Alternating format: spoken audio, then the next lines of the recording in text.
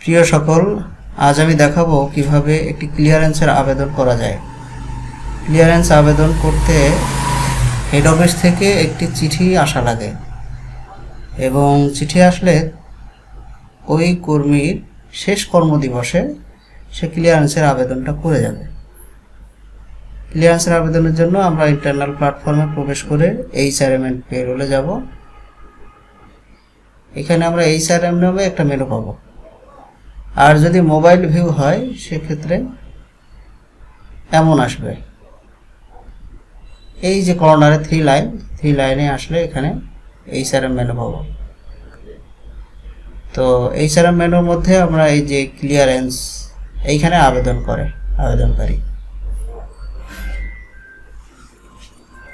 এবং এখানে নতুন আবেদন বাটনে ক্লিক করলে এখানে আমরা একটা ফর্ম পাবো। সে একজন এই যে নিত্যানন্দ, সে কি জমা দিয়ে এসছে, কি ব্যবহার করতো অফিসের এবং কি জমা দিয়ে আসছে। ধরেন ট্যাব জমা দিয়ে আসছে একটা,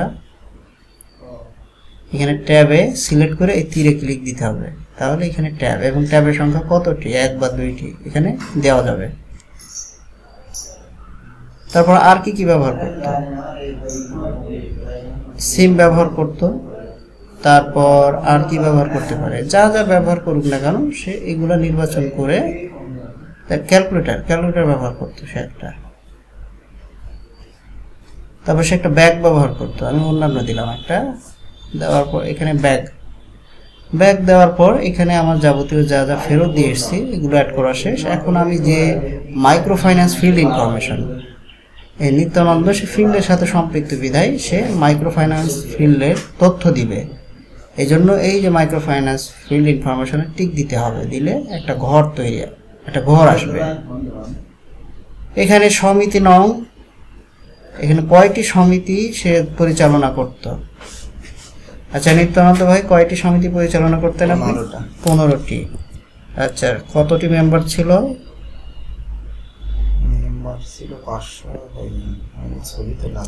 আচ্ছা বুঝেছি। আপনার যাবতীয় সকল তথ্য, 447 জন ঋণী ছিল। আচ্ছা এখানে যাবতীয় তথ্য আপনারা এটা ভালো বুঝবেন।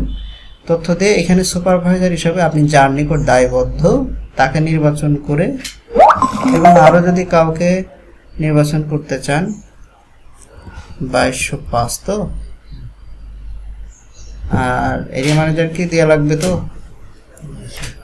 3920 দুইজনের দেওয়া লাগবে। আচ্ছা তারপর কি করতে হবে, সাবমিট দিতে হবে এই সকল তথ্য পূরণ করার পরে। ধন্যবাদ।